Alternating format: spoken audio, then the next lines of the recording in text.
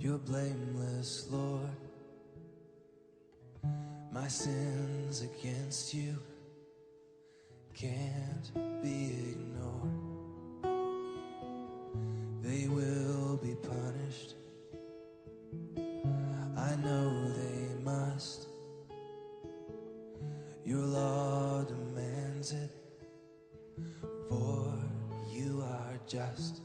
If you would count everything that I've done wrong, who could stand? But there's forgiveness with you, God. Have mercy on me. Have mercy on me. A broken and a contrite heart you won't turn.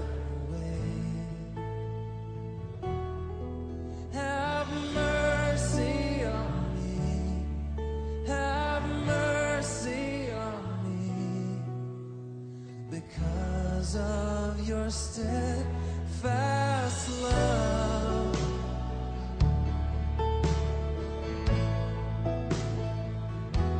I need your mercy, Lord.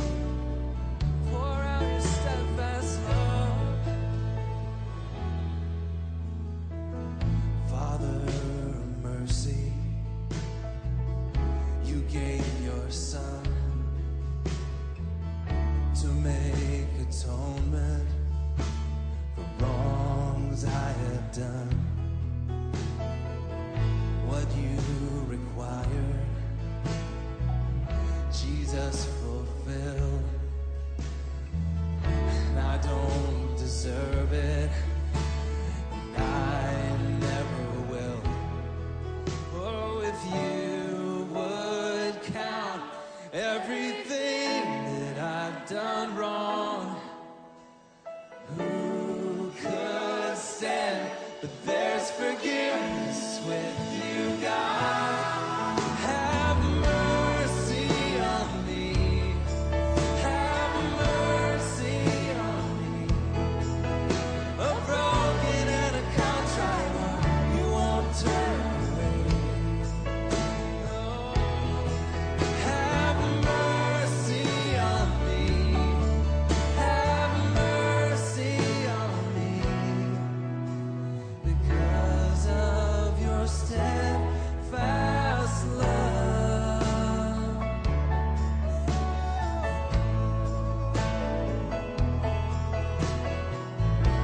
I put my trust in your love. Because of your steadfast love. Have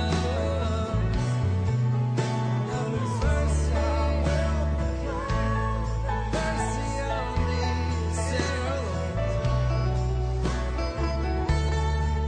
I'm a sinner in need. Have mercy on me. Have mercy on me. A broken and a contrite heart you won't turn away. No. Have mercy on me. Have mercy on me. Because of your steadfast love. Because of your steadfast love.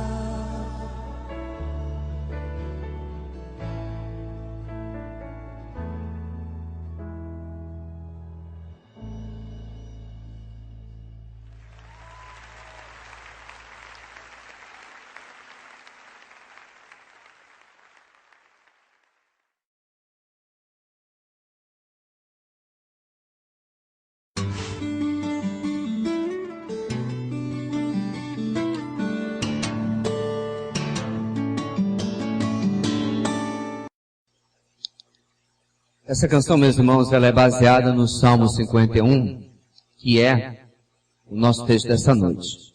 Mas a nossa história não pode começar no Salmo 51, porque o próprio Salmo 51 possui um título. Este título faz parte do texto inspirado, do texto original de Davi, que diz que este salmo foi escrito quando o profeta Natã veio falar com Davi, depois que este cometeu o adultério com Batseba.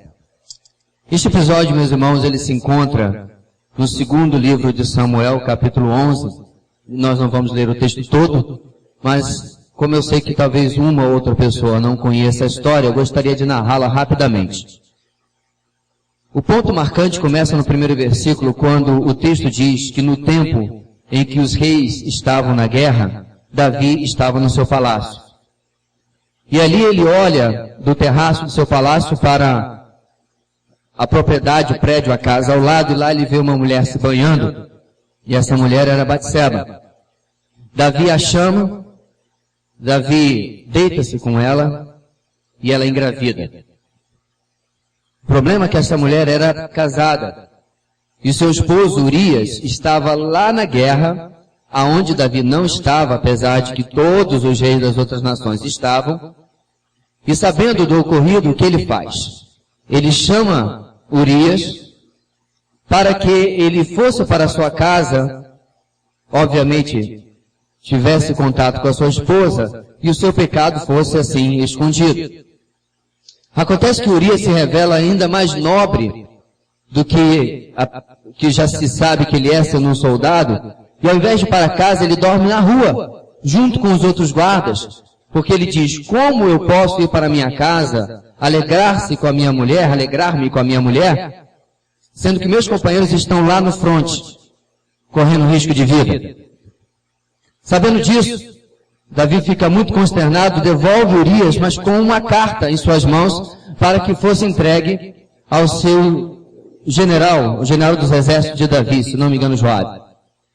E ele manda que o general pegue Urias e coloque lá na frente, aonde a guerra era mais acirrada e onde ele corria sério risco de perder a sua vida. E isso realmente acontece. Urias é morto. Então Davi pega Batseba como sua esposa e aparentemente tudo está bem, porque tudo agora está escondido. No capítulo seguinte, aliás, o capítulo 11, para nós sabermos, ele termina com a seguinte observação: mas o que Davi fez desagradou o Senhor. No capítulo 12, Deus manda o profeta Natã, como o Salmo 51 relata, que vá até Davi. Ele conta uma historinha para Davi. Meu rei, 2 homens, um muito rico e muito pobre, sendo que o muito rico tinha muitos rebanhos, e o muito pobre tinha apenas uma ovelhinha que ele cuidara desde filhote, e cuidava como se fosse uma filha. E o homem rico recebeu pessoas que o visitavam, e ao invés de tirar uma ovelha do seu rebanho, ele pega a ovelha daquele outro homem pobre, e oferece como refeição para os seus convidados. Davi fica enfurecido com essa história e diga que tal homem não viva. O profeta Natã, meus irmãos, então profere uma das frases mais emblemáticas do Antigo Testamento. Ele aponta o dedo para Davi e diz: tu és tal homem. Davi, então, meus irmãos, completamente diferente de quando Saul foi advertido e admoestado por Samuel por causa do seu pecado. Ele não inventa desculpas, ele reconhece o seu pecado. Porém, mais, no mínimo, de 9 meses já havia passado, porque a criança já era nascida. E entre as penas, os castigos que Deus vai dar a Davi por causa do seu pecado, um deles é: o menino morrerá. E ele realmente morreu. Meus irmãos, neste contexto, Davi compôs 2 salmos a respeito deste ocorrido. O Salmo 51 e o Salmo 32. O Salmo 32 nós estamos examinando às sextas-feiras, antes do nosso tempo de oração. O Salmo 51 nós vamos ver hoje. Deixe a Bíblia aberta junto com o seu boletim, onde você deverá anotar suas impressões para si, para compartilhar no seu grupo de vida durante a semana. Mas vamos ler aos poucos e vamos ver a exposição desse texto para nós esta noite. Salmo 51, Davi começa dizendo: tem misericórdia de mim, ó Deus. Por teu amor, por tua grande compaixão, apaga as minhas transgressões. Lava-me de toda a minha culpa e purifica-me do meu pecado. Pois eu mesmo reconheço as minhas transgressões, e o meu pecado sempre me persegue. Queridos, o começo do nosso texto já retrata uma condição que é um enorme erro para aquele que deseja ter um relacionamento real com Deus, ignorar, fingir que não é verdade, ou achar que sim, é verdade, mas não é uma realidade que deve trazer nenhum impacto constante sobre a minha vida. O fato de que nós somos pecadores. Na verdade, uma das doutrinas mais centrais da Bíblia é a doutrina da depravação total do gênero humano.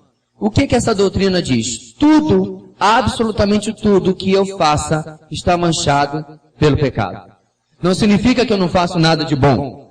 Eu posso ser um bom pai, aliás, um incrédulo pode ser um bom pai, pode ser um bom funcionário, pode ser um bom empregador, pode até, se quisesse, aparentemente não querem muito, ser um bom político.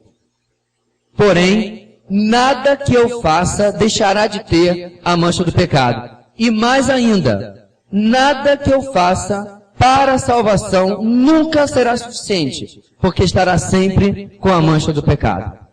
No caso de Davi, ele está se retratando a uma circunstância, mas ampliando isso, nós vemos que isso é, na verdade, algo que estava em toda a sua vida. Ele vai tratar disso mais adiante. E no texto, meus irmãos, ele canta, uma vez que o Salmo era uma canção para Deus, nesta poesia, de que o seu estado pecador contrapõe a misericórdia de Deus. No versículo 1 ele diz, tem misericórdia de mim por causa do teu amor, porque eu sou pecador, não há outro jeito disso ser resolvido na minha vida, se não for por tua misericórdia. A verdade é, meus irmãos, que se Deus nos tratasse conforme os nossos pecados, como foi tão bem colocado nesta canção, quem ficaria diante do Senhor? Meus irmãos, em Isaías capítulo 6, nós encontramos, na visão de Isaías, a declaração de que os querubins cantavam ao Senhor, dizendo, Santo, Santo, Santo é o Senhor dos Exércitos. Toda a terra está cheia da sua glória. Lá em Apocalipse nós vamos ver a mesma expressão sendo repetida. Um Deus que é 3 vezes santo. Ou seja, meus irmãos, o nosso Deus, não apenas não há nenhum pecado, não há nenhum erro, não há nenhuma falha, não há nenhuma variação. Então nós temos muitas vezes, nessa compreensão sobre o pecado, a tendência de nos comparar com alguém que é muito ruim. Então, para ficar bem na fita, eu me coloco, por exemplo, do lado de um bandido. Eu me coloco do lado de Hitler. Eu me coloco do lado de Mussolini. Eu me coloco do lado de um estuprador. Eu me coloco do lado de uma pessoa muito ruim. E aí eu me comparo com Hitler, que matou, ou foi responsável direto pela morte de 6 milhões de judeus, e digo, pelo menos eu não sou como Hitler. O grande problema, meus irmãos, e Davi está experimentando isso agora, é que ele tomou como se tudo aquilo que ele havia feito, de alguma maneira criasse um certo crédito, criasse uma conta positiva para ele, e aquilo que havia ocorrido, junto com Batseba, não precisava ser levado em conta, como Deus levou durante esse tempo todo. E assim muitas vezes somos nós. Nós olhamos para tudo aquilo que nós fazemos, nós olhamos para aqueles que são muito piores que nós, mas como eu dizia com uma pessoa no portão da minha casa, umas 2 ou 3 semanas atrás, eu estou, meus irmãos, a 1 quilômetro de Hitler, em maldade. Porém, eu estou a 1000 anos-luz do meu Deus em relação à santidade. Então perceba, eu estou muito mais perto de Hitler do que eu estou de Deus. Como ser humano, a distância que me separa de um Deus santo é muito maior e inalcançável perto daquilo que me compara ou que me coloca perto dos outros seres humanos e a todos nós também. Por que eu estou dizendo isso? Porque nós vivemos numa sociedade, meus irmãos, em que pecado não tem sido tratado da maneira como ele deveria ser. John MacArthur, já mencionei esse livro em outra mensagem, ainda não tive condição de comprá-lo e lê-lo. Ele escreveu um livro chamado A Sociedade Sem Pecado. E o livro não quer dizer que nós vivemos numa sociedade sem pecado ou que virá uma sociedade sem pecado, apesar que um dia virá realmente. O livro diz que nós vivemos numa sociedade onde o pecado existe, mas ele não é enxergado. Ele não é rotulado, qualificado, classificado como pecado. Eu vi essa semana alguém falou, lá na conferência, uma irmãzinha estava compartilhando, que uma das frases que mais se ouve hoje, dentro e fora da igreja, é: não tem nada a ver. Tal coisa. Não, isso aí não tem nada a ver. Isso aí não é tão ruim. Isso aí não tem problema. E nós vamos deixando, meus irmãos, muitas vezes isso entrando no nosso pensamento, como Davi deixou no episódio com Batseba. Na posição que ele tinha, o rei segundo o coração de Deus, escolhido lá dentro dos seus irmãos na casa de Jessé, o mais novinho, o menos impressionante, com todo o seu currículo. A essa altura, Davi achou que ele não precisava mais cumprir a função para o qual o Senhor o tinha colocado à frente de Israel, que era estar à frente de Israel até mesmo na guerra. E meus irmãos, alguns de vocês têm 1, 2, 5, 10, 30 anos de conversão, e nós muitas vezes começamos a passar pelos anos, começamos a aprender uma certa cultura evangélica, começamos a aprender alguma coisa que começa a nos distanciar da pureza, da simplicidade, de que não é possível eu deixar pendências na minha vida. Nós entramos por uma porta estreita quando aceitamos o Evangelho. Mas o texto de Jesus diz que a porta é estreita e o caminho também é estreito. No clássico O Peregrino de John Bunyan, o peregrino caminha, depois de passar pela porta estreita, por um caminho estreito também. Ele não magicamente depois começa a ter mais facilidade na sua vida, ou o caminho se alarguece depois de algum tempo. Porém, muitos de nós, que no começo viemos ao Senhor talvez com muito arrependimento, com muito choro, com muita dor, passando algum tempo, nós começamos a enlarguecer o nosso caminho, assim como aconteceu com Davi. Em Apocalipse, Jesus chama isso de deixar o primeiro amor. De largar aquela paixão, aquele fogo, aquela intensidade, aquele compromisso dos primeiros dias, e com o passar do tempo nós começamos a nos acostumar com uma certa cultura e deixamos passar na nossa vida algumas coisas. E nós fomos chamados, meus irmãos, não a nos arrependermos, mas a nós vivermos em arrependimento. Irmãos, vamos ver se tem diferença de uma coisa e outra, ou muita diferença. Porque, meus irmãos, se nós apenas nos arrependemos, este evento ficou lá no nosso passado. Ficou naquele dia que você se encontrou com o Senhor. Ou ficou naquela devocional da semana passada, ou do mês passado, ou ficou naquele evento que você foi e foi marcante. Mas no nosso dia a dia, costumeiramente nós cometemos outros pecados. E nós precisamos andar em arrependimento. Reconhecendo isso, Davi pede que Deus lave a sua culpa, purifique os seus pecados. Ele começa a usar uma linguagem cerimonial.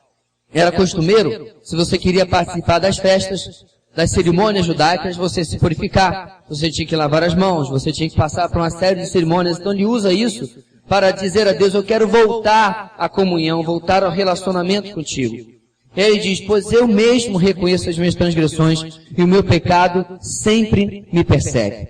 Outra coisa que Davi ensina nesse texto, meus irmãos, é que no tempo em que passou do episódio com Batseba até a confrontação com Natã, Davi não estava ignorante do que havia acontecido.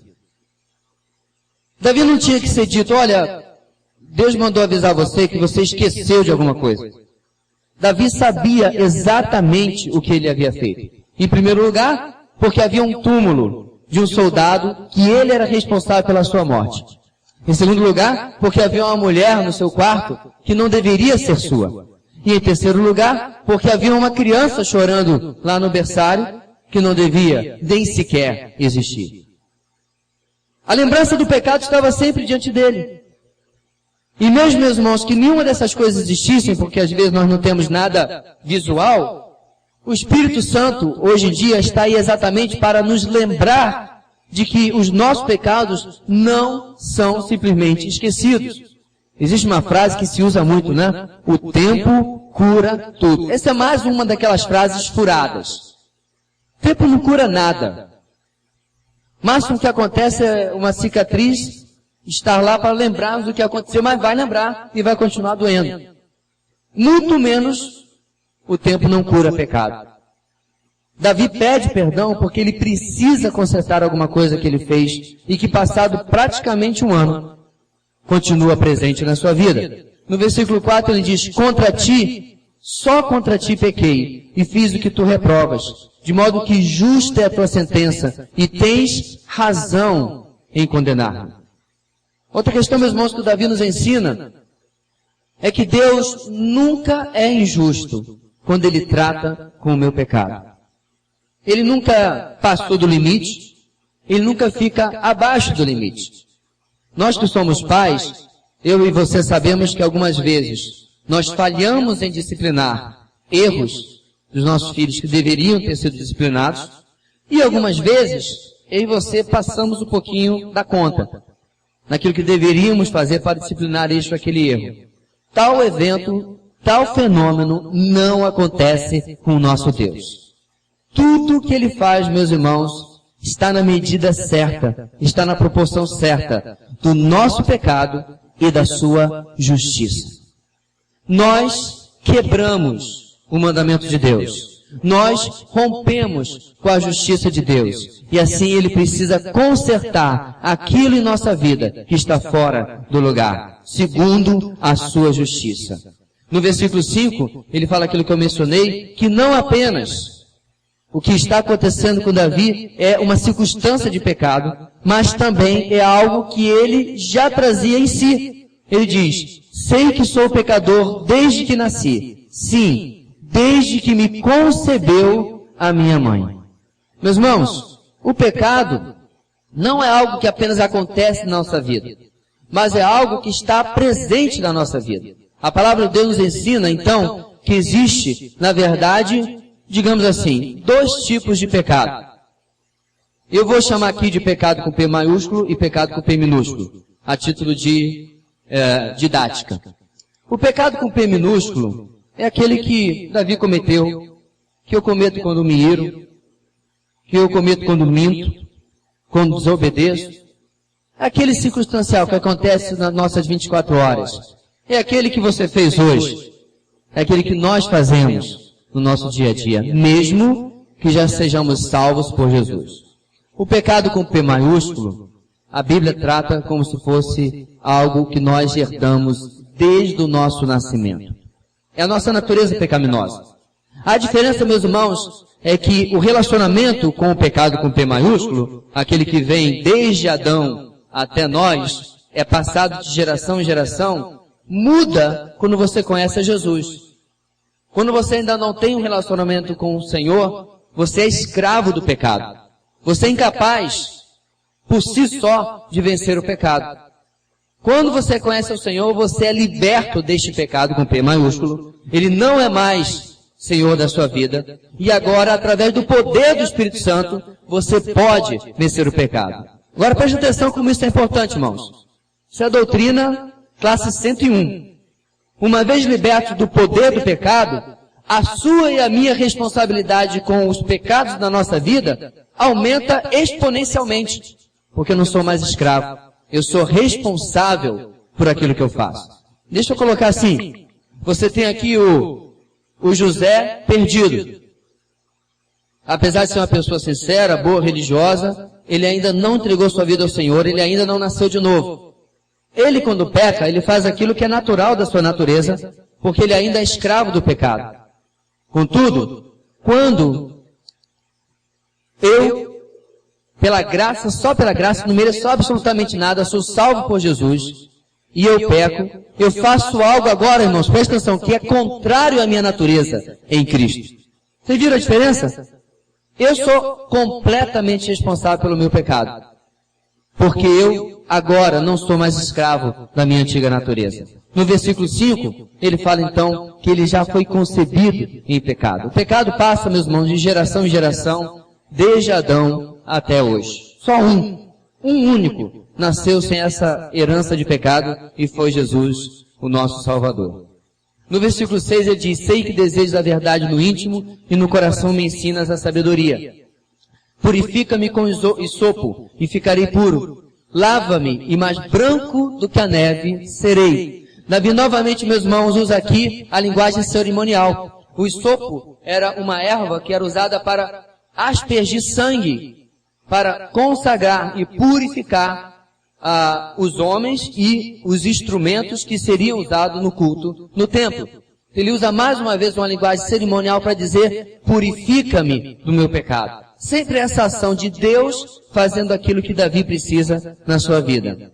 E aí ele começa agora a dizer, fazem-me ouvir de novo júbilo e alegria, e os ossos que esmagaste exultarão. Então durante o tempo, irmãos, que ele esteve escondendo o seu pecado, e ele vai dizer isso também no Salmo 32, ele sofreu fisicamente com o seu pecado. Sabe, meus irmãos, o que me traz muita preocupação é quando o pecado na minha vida não me traz tristeza. Paulo diz lá em Coríntios que existe a tristeza segundo Deus.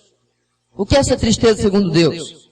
É a tristeza que o Espírito Santo traz na minha vida por eu ter um pecado e não confessá-lo, e não me arrepender dele, e não me consertar com Deus, e guardar aquele pecado. E muitas vezes, meus irmãos, já aconteceu comigo, e provavelmente aconteceu com você, a gente vai guardando aquilo durante um dia, 2 dias, uma semana, semanas, meses. E aquilo, meus irmãos, vai custando um preço alto na nossa vida. Davi, meus irmãos, ilustra isso como um problema psicossomático. Ele sofreu, uma vez que psique é alma em grego, ele sofreu dores na sua alma que resultou em dores no seu corpo, por causa do pecado que ele não confessava diante do Senhor. Meses se passaram, e o rei Davi vivia como se tudo estivesse na maior normalidade. Então ele diz, faze-me ouvir de novo júbilo e alegria, e os ossos que esmagaste exultarão. Eu vou fazer o caminho inverso, vou voltar do estado que eu estava durante o meu pecado. Esconde o rosto dos meus pecados e apaga todas as minhas iniquidades. Cria em mim um coração puro, ó Deus, e renova dentro de mim um espírito estável. Ele quer voltar, meus irmãos, ao relacionamento anterior que ele tinha com Deus. Aquilo que ele experimentava antes com o Senhor. Queridos, um dos problemas principais que muitas vezes os cristãos não entendem é que o pecado, ele tem um efeito na vida do cristão. E esse efeito é quebrar a nossa comunhão com Deus. Ele quebra a satisfação de servir a Deus, a satisfação de ler a palavra, a satisfação de orar. Eu vi certo pregador uma vez dizer que ele estava aconselhando uma pessoa, e a pessoa dizia, pastor, nos últimos tempos eu tenho dificuldade de orar, dificuldade de ler a palavra, e tenho alegria nas coisas de Deus. E naquele aconselhamento, meus irmãos, aquele irmão chegou à conclusão de que era algo na vida dele que ele precisava consertar com Deus. E ele confessou aquilo diante do seu pastor, seguindo o conselho de Tiago, e saiu dali com o compromisso de consertar aquilo na sua vida. Dali a alguns dias eles se encontraram novamente. E o pastor perguntou, e aí, meu irmão, como você está agora? Como ficou aquela situação? E aquele irmão confidenciou, pastor, como se fosse mágica, mas eu sei que não é. É apenas lógica do ensinamento bíblico. Eu sinto uma restauração de Deus na minha vida. Eu sinto voltar àquilo que eu experimentava antes, porque eu estava aguardando algo que Deus já tinha me dito, de diversas formas, na palavra, em mensagens, até em músicas, que eu precisava consertar na minha vida. Olha só, meus irmãos, olha o que ele vai dizer no versículo 12. Devolve-me a alegria da tua salvação e sustenta-me com o espírito pronto a obedecer. Ou seja, como ter alegria no meio do pecado? sabendo que o nosso Deus, que é a fonte da nossa alegria, está descontente conosco. Perceba, queridos, que isso vai na contramão daquilo que a gente vê muitas vezes falando por aí. Ah, Deus é amor. Deus lhe aceita como você é. E alguns ainda dizem assim, não, só Deus que pode julgar, como se Deus fosse julgar e fosse dizer, filhinho, tá bom, né? Você tá mal, mas... Meus irmãos, se nós lemos a Bíblia com sinceridade, inclusive a frase que diz que Deus ama o pecador, mas odeia o pecado, nós vamos ver que nem ela tem base bíblica. Na verdade, Deus odeia o pecador e odeia o pecado. Pastor, de onde o senhor tirou isso? Vamos lá. Quem tem o filho, tem a vida. Quem não tem o filho, não tem a vida, mas o que permanece sobre ele, irmãos? A ira de Deus sobre ele permanece. Espera aí. Se a ira de Deus permanece sobre o pecador, Deus ama o pecador? Pastor, mas o mesmo capítulo diz que Deus amou tanto o mundo que deu seu filho. Exatamente. Você viu, meus irmãos, como essa frase é incompleta? Deus ama, mas também Deus odeia o pecador. Até que ele se arrependa. Deus ama e deu seu filho. Mas enquanto ele se mantiver no pecado, ele está debaixo da ira de Deus. E quanto a nós? Nós não somos mais debaixo da ira de Deus, pela sua graça. Mas nós ficamos debaixo da quebra de relacionamento com Deus. E perdemos a alegria da nossa salvação, porque é Ele a nossa fonte. Meus irmãos, é tão simples como você cortar uma rosa de uma roseira. Ou qualquer flor. Você corta aquela flor, você pode colocar num vaso, você pode seguir todos os truques que estiver na internet, coloca um pouco de açúcar, coloca isso, coloca aquilo, mas aquela flor, aquela rosa vai murchar, porque ela foi cortada da árvore que lhe dava vida. Ela saiu da onde vinha a sua vida. Quando nós, meus irmãos, por causa do pecado, interrompemos a nossa comunhão com Deus, a nossa vida espiritual também murcha. Parênteses aqui. Será, queridos, que não é por isso? Será que não é esta a razão de tantas enfermidades espirituais dentro da igreja do Senhor?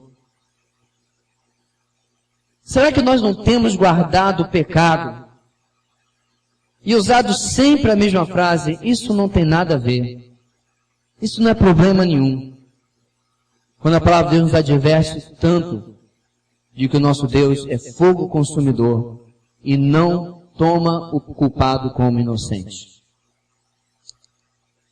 Se Deus faz isso na vida de Davi, no versículo 13 ele diz, então ensinarei os teus caminhos aos transgressores, para que os pecadores se voltem para ti. Ou seja, Davi diz, uma vez feita essa obra na minha vida, eu voltarei a ajudar aqueles que, tal como eu, transgrediram, saíram do caminho, pecaram, para que eles também possam voltar ao caminho do Senhor. E ele termina voltando a clamar ao Senhor, livra-me da culpa dos crimes de sangue, ó Deus, Deus da minha salvação, e a minha língua aclamará a tua justiça. Meus irmãos, quando nós experimentamos o perdão de Deus, irmãos e irmãs, a nossa boca tem que declarar a justiça deste Deus. Há um momento de tristeza quando nós estamos em arrependimento diante de Deus? Sim. Mas agora há um momento de regozijo. Agora há um momento de alegria. Porque nós estamos de volta na justiça deste Deus. Porque nós estamos de volta, meus irmãos, para adorar este Deus. Para servir a este Deus. Presta atenção, porque muitas vezes nós achamos que Deus, quando nós pedimos perdão a Ele, Ele vai dizer assim, você está perdoado, mas eu vou ficar aqui um pouquinho magoado com você. Não é isso que o texto está nos dizendo. Nós voltamos para a justiça desse Deus. Nós voltamos à comunhão com esse Deus. E Ele nos recebe de volta. O texto ainda diz, ó Senhor, dá palavras aos meus lábios, e a minha boca anunciará o teu louvor. Você é assim, meu irmão? Você vive adorando este Deus, exaltando esse Deus por aquilo que Ele faz? Você declara aquilo que Ele tem feito na sua vida, o perdão que Ele tem colocado sobre a sua vida?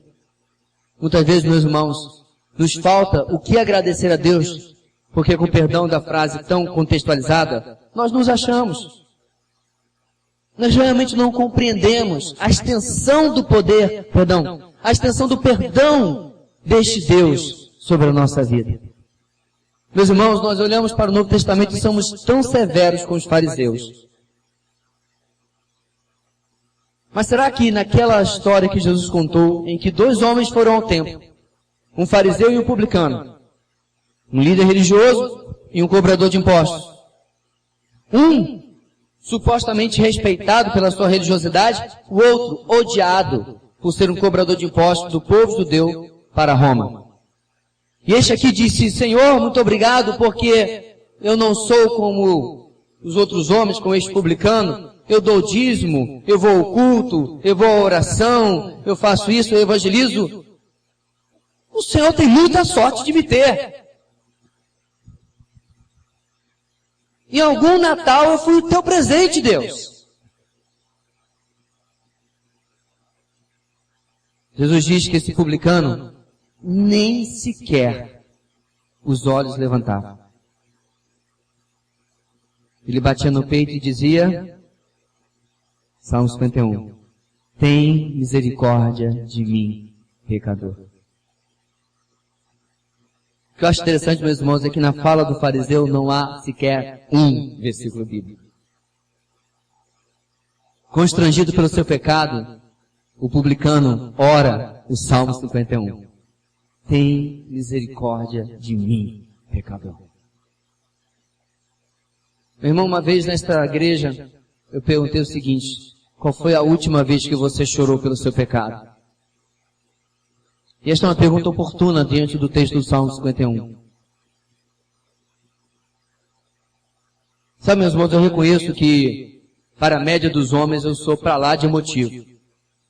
Mas ainda assim eu não consigo compreender um cristão resgatado das profundezas do inferno para uma vida que não merece, em eterna glória ao lado do Senhor, que quando é confrontado com o seu pecado, não venha tristeza e lágrimas aos seus olhos. Quando é confrontado com a graça desse Deus, não se emocione. Para mim, talvez este cristão não tenha entendido direito o que o pecado faz com o Senhor, o que ele significou para o Senhor naquela cruz. Como nós já explicamos, meus irmãos, Jesus no Getsemane não estava com medo dos cravos. Ele não estava com medo da coroa de espinhos. Ele não estava com medo da cruz. Poderia o Senhor de toda a criação, o Senhor da igreja, dizer: Pai, afasta de mim esse cálice, pensando na cruz, a mesma cruz, na qual morreria o apóstolo André, o apóstolo Pedro e centenas de milhares de outros cristãos nos próximos 3 séculos e meio de cristianismo? Não. O que trazia, meus irmãos, tristeza e temor ao coração do nosso Senhor é porque ali beberia até a última gota o cálice da ira de Deus. Ira que estava sobre a minha vida, sobre a sua vida.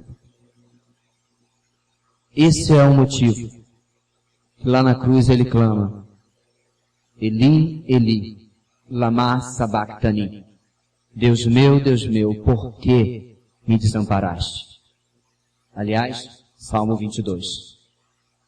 Porque ali o próprio Deus teve que dar as costas, porque ele não poderia vislumbrar tudo o que foi colocado sobre o Filho ali na cruz.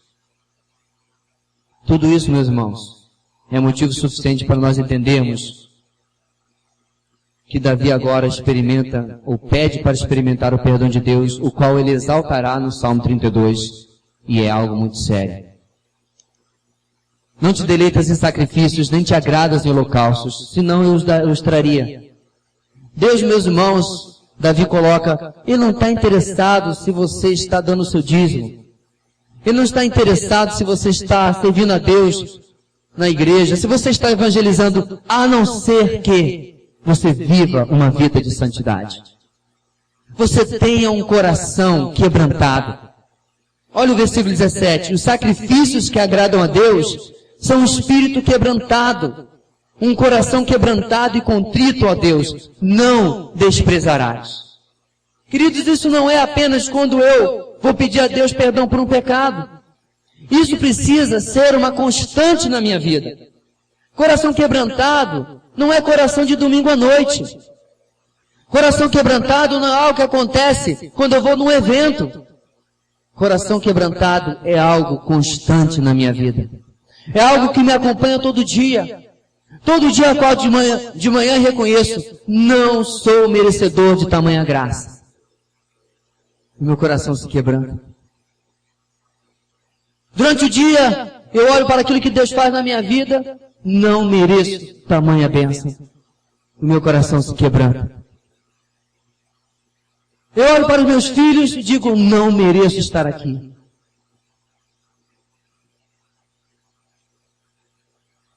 Eu disse, meus irmãos, que há um tempo atrás eu estava ouvindo o Zico, atleta, jogador de futebol, dizer que agradecia ao futebol por tudo aquilo que tinha recebido na sua vida. É legal. Pena que ele ainda não conhece o Senhor. Porque aonde você estaria se não fosse o Senhor? Aonde eu estaria, meus irmãos? Eu sei quem eu sou. Eu conheço a minha história. Eu conheço a maldade do meu coração. Aonde eu estaria se não fosse o Senhor? Como seria a sua história hoje, meu querido? Como estaria sendo escrita a sua história? Deus está escrevendo uma nova história para você por causa da sua graça. Porque desde a eternidade Ele olhou e lhe escolheu para manifestar em sua vida, em nossa vida, a sua imensa graça. Lhe escolheu, sem merecimento, a dedo, para demonstrar em você a sua graça. Por tua boa vontade, diz o versículo 18. Faze Sião prosperar, ergue os muros de Jerusalém, então te agradarás de sacrifícios sinceros, das ofertas queimadas e dos holocaustos, e novilhos serão oferecidos sobre o teu altar. No versículo 18, meus irmãos, Davi não está dizendo sobre muros de verdade, ele estava falando a prosperidade física é um reflexo da prosperidade espiritual. Se os muros estiverem erguidos, se Jerusalém estiver erguida, é porque o povo está sendo fiel ao Senhor. Então os holocaustos serão aceitos. Ele estende agora, meus irmãos, e diz, não só na minha vida, mas faz no teu povo todo aquilo que eu quero hoje. Você deve estar se perguntando, pastor, qual é o tema da mensagem, afinal de contas? Pois não. Pecado à restauração. A misericórdia de Deus para o cristão. 4 pontos rápidos, meus irmãos, para você anotar. A realidade dos nossos pecados, em primeiro lugar, deve nos levar à humilhação. A realidade do meu e do seu pecado não pode ser uma coisa que você diz no final da oração. E obrigado pelo perdão, ou perdoa-nos pela multidão dos nossos pecados. Meus irmãos, quando eu era pequeno, algumas vezes eu ouvi alguns irmãos orando assim. Senhor, abençoa isso, eu quero aquilo, cuida disso, Senhor, eu quero, dá-me. E no final da oração, a pessoa dizia, e perdoa-me a multidão dos nossos pecados, ou perdoa-nos. Pedia no varejo, mas o perdão era no atacado. Pedia especificamente por cada coisinha. Inclusive eu li um livro uma vez que dizia que oração tinha que ser muito específica. Pode ser, Senhor, eu quero um transporte. Aí Deus lhe dá um velocípede. Foi porque você não orou direito, pediu só um transporte. Quando ele dá uma moto, não, Senhor, eu quero um carro 1.0 só, porque eu não posso gastar muito, pode ser 2 portas, só que tenha ar, Senhor, porque Boa Vista é quente. Jóia. Aí eu sigo a receita do autor do livro. Sou muito específico nos meus pedidos. Mas, meus irmãos, quando o Espírito Santo traz convicção de pecado, eu sou bem rapidinho.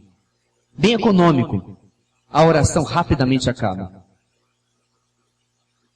Já experimentou inverter? E gastar tempo, meu irmão, chorando na presença de Deus? Meus queridos, no mundo antigo, quando alguém transgredia a lei do rei, ele não passava lá na corte e dizia: oh, rei, foi mal, hein? Realmente eu errei.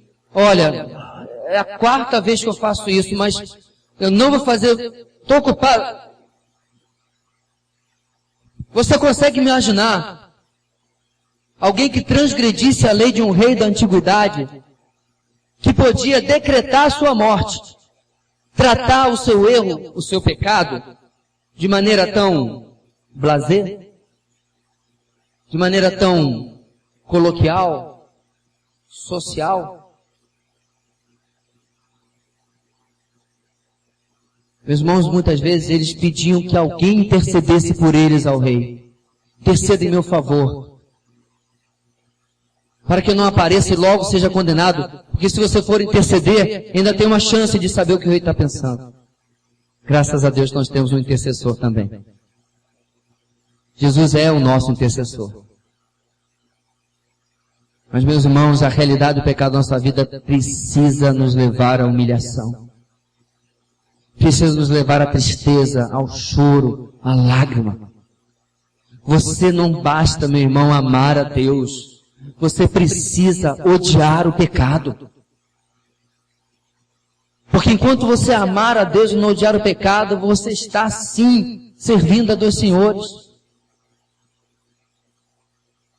Você está dizendo que ama a Deus, mas no mesmo fôlego você está se guardando para fazer aquilo que desagrada, que desobedece a Deus. Davi se humilha na presença de Deus. E outra coisa, meus irmãos, a realidade do nosso pecado destaca a justiça de Deus, como nós falamos no texto. Um Deus justo. Um Deus bom. Tem uma mensagem muito tremenda, meus irmãos, do pastor Paul Washer, que ele diz o seguinte: Deus é bom. E todo mundo diz que bom que Deus é bom. O problema em Deus ser bom é que Ele precisa fazer tudo o que é justo. E o justo seria me condenar. O justo seria lhe condenar. Porque diz o texto que um Deus justo não pode tomar o culpado como inocente. E, meus irmãos, todos nós somos culpados. Aí o que esse Deus bom faz? Ele, sabendo que eu não tenho como sair dessa arapuca, dessa armadilha, Ele providencia a justiça para que ela seja declarada sobre a minha vida. Em Cristo Jesus. Doravante, de agora em diante, quando Ele olha para mim, graças a Deus Ele não me vê mais. Ele não vê mais o meu histórico, a minha ficha, a minha folha corrida. Ele não vê mais os famosos, a multidão dos meus pecados. Quem Ele vê? Cristo. Ele olha para a nossa vida e vê a Cristo. Meus irmãos, isso não é pouco. Ele olha para a sua vida, imperfeita, pecadora, em humilhação, e vê o seu próprio filho. Talvez você esteja conosco essa noite. Você gosta da mensagem, gosta dos louvores, gosta da igreja. Que bom. Mas, querido, tudo isso aqui não tem nenhum objetivo de lhe entreter. Não é entretenimento. Nosso objetivo também não é providenciar para você uma experiência religiosa. Nosso objetivo é anunciar a você o Evangelho da Graça. O Evangelho da Graça começa com humilhação por causa do seu pecado. Seu pecado tem lhe separado de Deus. Não há remédio a não ser a graça de Jesus. E para tomar posse dessa graça, você precisa de arrependimento. O Salmo 51 é perfeito porque ele está lhe suprindo todos os ingredientes. Arrependimento e fé de que só em Cristo você encontrará graça. Não na religião, muito menos na Igreja Batista. Não no evento de estar aqui, mas apenas em Cristo. Este é o Evangelho da Palavra de Deus. Não é o Evangelho de que você vem aqui e por estar aqui, você está recebendo alguma graça. Isso não existe. Talvez você vai sair daqui essa noite e você vai sair se sentindo abençoado. Ok. Mas entenda, sem entregar a sua vida a Cristo, você sai daqui abençoado, porém ainda perdido. E naquele dia, você talvez, que estiver diante de Deus, você vai lembrar dos inúmeros cultos e mensagens que você ouviu, mas Ele vai lhe dizer, faltou uma coisa, faltou o mais importante. Faltou a justiça de Deus sobre a sua vida. Terceira coisa, meus irmãos, que esse texto nos ensina é o seguinte, a realidade dos nossos pecados termina no perdão de Deus. Acaba. O pecado deixa de existir. Quando confessado, eu e você experimentamos o perdão de Deus. Eu quero destacar isso aqui porque pode parecer que essa mensagem teve como objetivo que você vá para casa deprimido. Não. Porque como eu disse, o Salmo 51 é só um lado da moeda, tem o Salmo 32. O Salmo 32 começa, como é feliz aquele que tem os seus pecados perdoados. É Davi dizendo agora o que aconteceu depois, apesar da ordem, né? Parecer que o 32 vem primeiro, não, ele foi escrito depois. Como é feliz, porque, meus irmãos, no perdão de Deus, o nosso pecado encontra a sua morte. Acaba. Então, querido, eu quero dizer essa noite, você não precisa carregar culpa. Não foi esse o objetivo de Deus quando enviou o seu Espírito Santo para que Ele pudesse lhe convencer do pecado, da justiça e do juízo. Não foi apenas trazer consciência do pecado, mas trazer consciência para arrependimento e agora, perdão. Texto mais importante sobre isso, primeira carta de João capítulo 1, se confessarmos os nossos pecados, Ele é fiel e justo para nos perdoar os pecados e nos purificar de toda injustiça. Confessar, receber perdão. Meus irmãos, é interessante como é um mecanismo tão simples. E a única condição é arrependimento verdadeiro. Sabe, meus irmãos, é muito interessante que na semana da paixão há duas personagens com um pecado que nós realmente achamos muito ruim. Traição e negação. Judas e Pedro. Muito ruim. Um traiu a Jesus, o outro negou a Jesus 3 vezes. Depois de ter dito que eu darei a minha própria vida pelo Senhor. Qual é, meus irmãos, a diferença principal entre Judas e Pedro? Judas teve remorso. Pedro teve arrependimento. Pastor, como você sabe disso? O remorso de Judas, se fosse arrependimento verdadeiro, ele procuraria de novo os 11, os apóstolos, e em arrependimento voltaria para ser responsável pelo seu erro. O arrependimento, meus irmãos, traz mudança, traz reviravolta. Aliás, a palavra arrependimento, metanoia, é mudança de mente. Eu estava indo para lá, eu mudo o meu caminho. Porque agora eu experimentei a graça do Senhor. Judas vai e se enforca. Ele foge da responsabilidade. Ele escolhe a fuga da realidade. Pedro, mesmo depois do que fez, ele volta à comunhão dos apóstolos. Para depois ele ser restaurado pelo Senhor à beira do mar. Jesus vai ao encontro dele para que ele fosse restaurado. Esta é a diferença, meus irmãos, de que nós encontramos no perdão quando é arrependimento verdadeiro. Deve nos levar à humilhação, destaca a justiça de Deus, termina no perdão de Deus e, finalmente, a realidade dos nossos pecados culmina na restauração para Deus.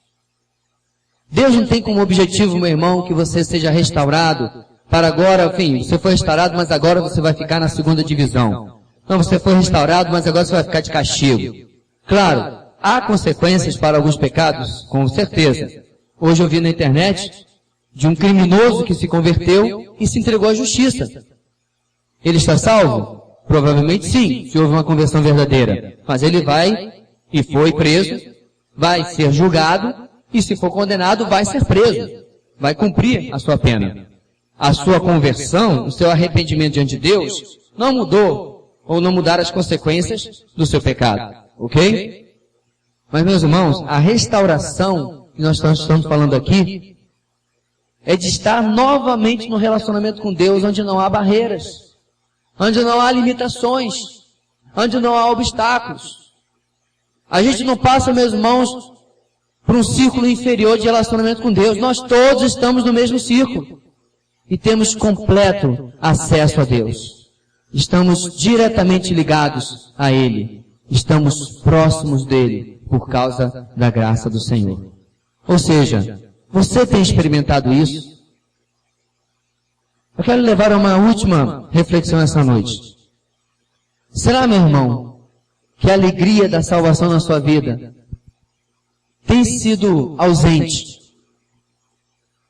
Porque existem áreas onde você tem lidado com a sua própria força e tem se recusado a aproximar-se de Deus em humilhação, em confissão, em experimentar o perdão de Deus.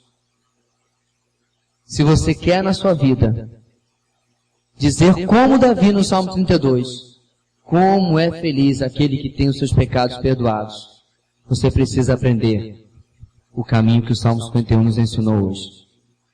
Você precisa aprender a dizer: Deus, tem misericórdia de mim, pecador.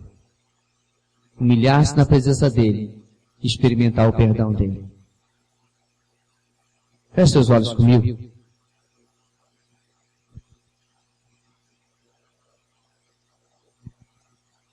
Essa noite, se você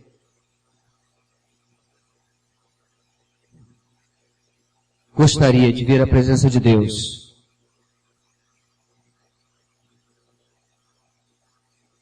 e experimentar o perdão, hoje você gostaria de manifestar-se publicamente.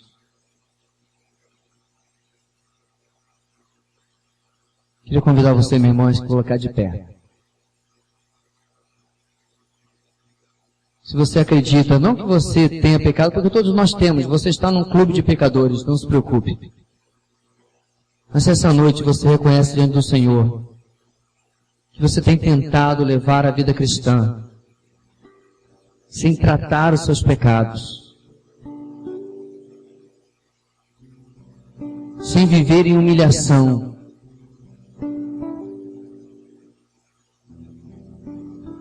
queria lhe convidar você a se colocar de pé na presença do Senhor e dizer: Deus, eu quero viver uma vida de humilhação, de arrependimento, porque eu quero experimentar o Teu perdão a cada dia. Eu não quero ter barreiras contigo. Eu não quero viver uma vida cristã pela metade.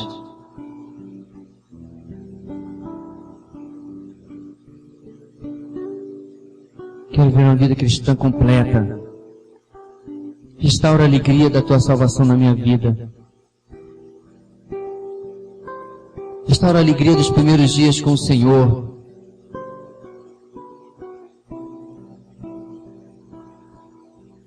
Coloque de pé na presença do Senhor hoje, querido.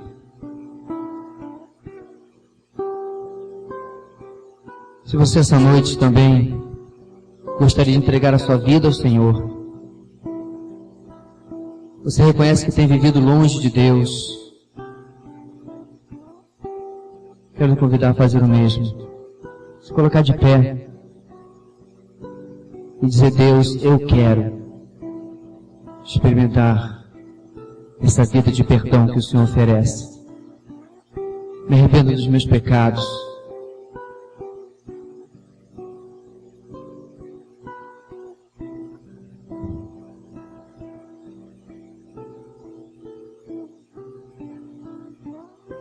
Tem misericórdia de mim, ó Deus. Fala com as nossas vidas, Senhor. Traz-nos, ó Deus, a consciência do nosso pecado, a necessidade, ó Deus, de abraçarmos o Teu perdão e mudarmos os nossos caminhos pela Tua graça. Nessa noite, ó Deus, traz um espírito de arrependimento no nosso meio. Ó Deus, eu me lembro todo o avivamento na história começou com confissão de pecados. Tua palavra diz que se nós dizemos que não temos pecado, fazemos de Deus mentiroso. Ajuda-nos, ó Deus, a reconhecer o nosso estado e a declarar, ó Deus, o quanto nós precisamos da Tua graça, da Tua misericórdia, do Teu perdão. Ajuda-nos, ó Deus. Derrama a Tua justiça e a Tua graça sobre nós, para que Tu possas nos ver como Tu vês a Teu Filho, completamente justificados na Tua presença. Nós oramos esta noite, no nome de Jesus. Amém e amém.